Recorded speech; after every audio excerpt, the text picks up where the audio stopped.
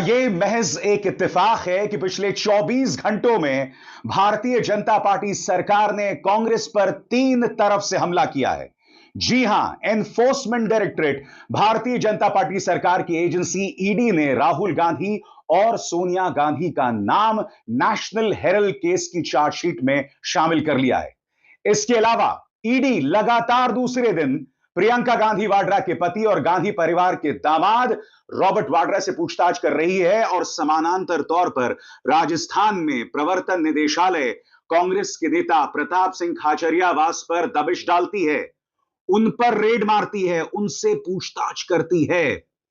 क्या यह महज एक इत्तेफाक है? कांग्रेस इसे बदले की कार्रवाई बता रही है। कांग्रेस कह रही है कि इसका जवाब सड़कों पर दिया जाएगा और बात यहां नहीं रुक रही है। कांग्रेस कह रही है कि यह मामला पुराना है, अब जाकर इसे इस तरह से सामने लाना यह बतला रहा है कि प्रधानमंत्री नरेंद्र मोदी और अमित शाह राहुल गांधी से बदला लेना चाहते हैं। बड़ा प्रश्न, क्या राहुल गांधी और सोनिया गांधी को भारतीय जनता पार्टी सरकार गिरफ्तार करना चाहती है? और उससे भी बड़ा सवाल, क्या यह महज इत्तेफाक है कि पिछले 24 घंटों में राहुल, सोनिया, रॉबर्ट वाड्रा और राजस्थान में पार्टी के नेता प्रताप सिंह खाचरियावास पर दबिश डाली जा रही है? सबसे पहले सरल शब्दों में आपको बतलाना चाहता हूं कि ईडी के मामले में दरअसल हुआ क्या। आपके स्क्रीन पर ईडी ने नेशनल हेरल्ड केस में राहुल गांधी और सोनिया गांधी के खिलाफ चार्जशीट दाखिल की है। भाजपा नेता सुब्रमण्यम स्वामी का आरोप है कि एक इक्विटी ट्रांजैक्शन में 2000 करोड़ से ज्यादा की संपत्ति का गड़बड़ झाला हुआ है। कांग्रेस इसे बदले की कार्रवाई बता रही है। पार्टी के नेता जयराम रमेश आपकी स्क्रीन पर, और उन्होंने कहा है कि इसका जवाब सड़कों पर दिया जाएगा। क्या कह रहे हैं जयराम रमेश? इस पर गौर किया जाए। नेशनल हेरल्ड की संपत्तियों को जब्त करना कानून के शासन का मुखौटा ओढ़कर एक राज्य प्रायोजित अपराध है।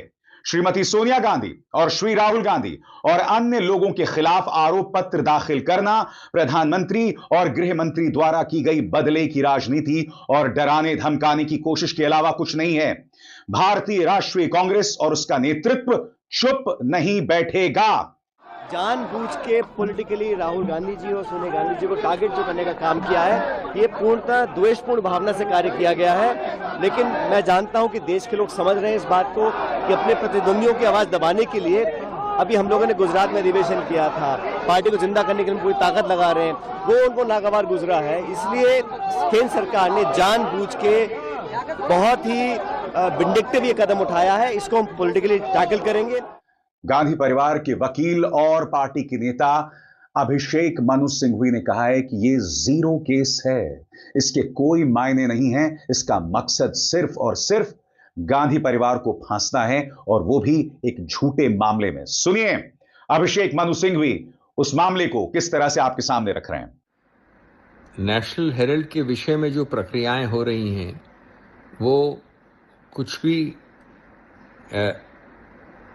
नई नहीं है, इसलिए क्योंकि जब ये केस शुरू हुआ था तभी हमने बड़ा स्पष्ट किया था कि ये बड़ा विचित्र केस है जो शुरू किया गया है बिना किसी 1 रुपये के स्थानांतरण हुए, बिना किसी 1 पैसे की प्रॉपर्टी के स्थानांतरण हुए।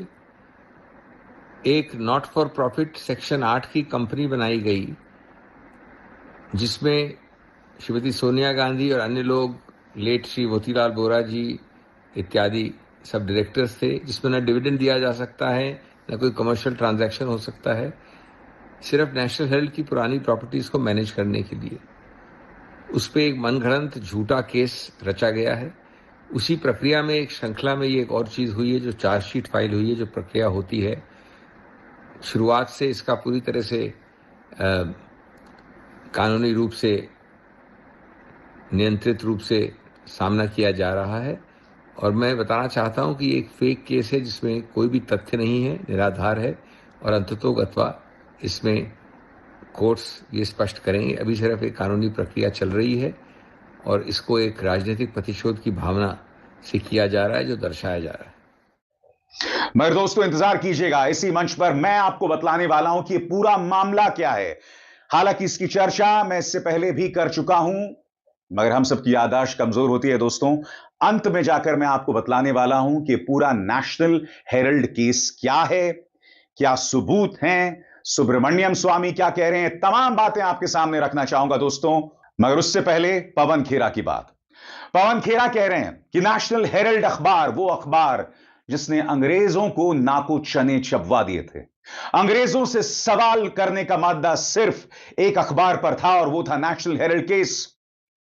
वो नेशनल हेरल्ड केस जिससे अंग्रेज चिढ़ते थे, आज गांधी परिवार से शाह और मोदी चिढ़ते हैं। सुनिए क्या कह रहे हैं पवन खेरा। दोस्तों, फिर से नेशनल हेरल्ड को एक मुद्दा बनाया जा रहा है। आपके मन में सवाल आएगा कि नेशनल हेरल्ड को टारगेट क्यों किया जा रहा है।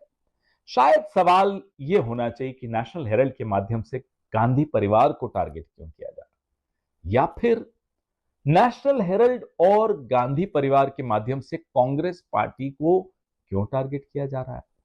हो सकता है सवाल यह होना चाहिए कि नेशनल हेरल्ड, गांधी परिवार और कांग्रेस पार्टी के माध्यम से इस देश के करोड़ों मजलूमों को टारगेट क्यों किया जा रहा है। यह आज से नहीं हो रहा है साथियों। 1937 में जब नेशनल हेरल्ड, गांधी परिवार और कांग्रेस पार्टी इस देश के मजलूमों के हक की लड़ाई लड़ रही थी, आजादी की लड़ाई लड़ रही थी, तब भी इसे टारगेट किया जाता था। 1937 में अंग्रेज टारगेट करते थे, अंग्रेज चिढ़ते थे नेशनल हेरल्ड से और गांधी परिवार से और कांग्रेस पार्टी से। आज 2025 में राष्ट्रीय स्वयंसेवक संघ चिढ़ता है गांधी परिवार से और कांग्रेस पार्टी से, और नेशनल हेरल्ड को एक जरिया बनाया जा रहा है। ये चिढ़ते किस बात से? ये उस गरिमामयी इतिहास से चिढ़ते हैं जो कांग्रेस पार्टी का और जो गांधी परिवार का इतिहास है, जो देश को जोड़कर रखने का इतिहास है, देश को धर्म के आधार पर न लड़ने देने का इतिहास है, देश को अपने हक के लिए आवाज उठाने का इतिहास है। ये उस इतिहास से डरते हैं। और दूसरी तरफ प्रियंका गांधी वाड्रा के पति रॉबर्ट वाड्रा को लगातार दूसरे दिन ईडी पूछताछ कर रही है। रॉबर्ट वाड्रा पूछ रहे हैं कि मामला 2007 से चला आ रहा है। मामला है हरियाणा के शिकोहपुर में एक जमीन सौदे को लेकर। याद कीजिएगा दोस्तों, डीएलएफ का मामला भी था। फिर आपको यह भी याद होगा कि डीएलएफ ने भारतीय जनता पार्टी सरकार को गुप्त चुनावी चंदा दिया था। उस मामले में भी रॉबर्ट वाड्रा का नाम था। तो फिर उस मामले की जांच क्यों नहीं हुई? बताइए, क्या डीएलएफ द्वारा गुप्त चुनावी चंदा देने से मामला रफू चक्कर हो जाता है? सुनिए क्या कह रहे हैं रॉबर्ट वाड्रा, क्योंकि पूछताछ के लिए रॉबर्ट वाड्रा अपने समर्थकों के साथ पहुंचे और उन्होंने कहा कि मेरे पास छुपाने को कुछ नहीं है। क्या कह रहे हैं रॉबर्ट वाड्रा, ये सुनते हैं। सबूत नहीं है, फिर से आज आपको दूसरा समन। जब मैं लोगों के हित में बोलता हूँ, जब भी मैं माइनॉरिटीज के लिए बोलता हूँ, जब भी मैं जो सरकार चल रही है उनकी नाकामियों में बोलूंगा, मैं सोच भी रहा हूँ राजनीति में आने के लिए, तो ये लोग दुरुपयोग करेंगे, एजेंसियों का इस्तेमाल करेंगे। केस में कुछ है ही नहीं यार, 20 साल थोड़ी ना लगेंगे कुछ जुड़ने के लिए।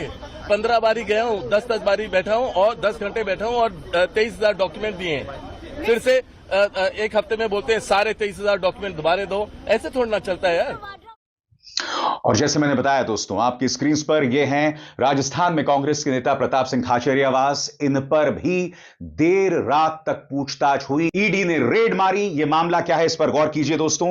ईडी ने उनके घर पर छापा मारा, जो कि पर्ल एग्रो कॉर्पोरेशन लिमिटेड यानी PACL केस से जुड़ा हुआ है। इस मामले में करीब 48,000 करोड़ रुपए की इन्वेस्टर ठगी का आरोप है। 48,000 करोड़ से जुड़ा हुआ मामला है।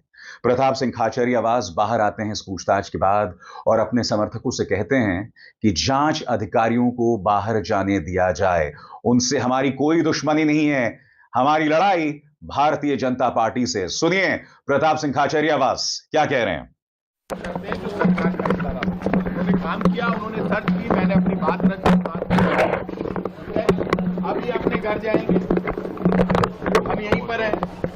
हमारी जिम्मेदारी बनती है कि आप इतनी बड़ी तादाद में इकट्ठा हो गए, कोई बात नहीं। ये जयपुर में आए, दिल्ली से कुछ ईडी के लोग आए हुए हैं, कुछ जयपुर ईडी के लोग हैं, कुछ बिल्कुल ही अपने परिवार के। कोई अधिकारी हमारा दुश्मन नहीं है। इसलिए अभी ये लोग जब यहाँ से जाएंगे, लड़ाई आपकी भाजपा की सरकार से, अपने हम उनसे लड़ेंगे। तो अभी ये गाड़ियां जाएगी। एक भी आदमी जो मेरी इज्जत करता है वो ना तो कोई, अभी एक बार ये चले जाएं, उसके बाद आप नारे लगा लेना भले ही से। आप शांति रखोगे, थोड़ा आगे पीछे होगे तो गाड़ियां निकलेगी। गाड़ियां कैसे निकलेगी आप बताओ। और सौगंध है उसको मेरी जान की, किसी ने भी यदि एक भी गाड़ी की तरफ देखा, नारा लगाया, तू भी कहा किसी को, क्योंकि इनको सबको जब अपने घर कोई आता है तो उसकी पानी चाय लाई, सुबह से ये भी परेशान हो रहे हैं। अब कार्रवाई इनकी पूरी हो गई, ये शांति से जाएं और बात खत्म, उसके बाद अपन पूरी बात करें।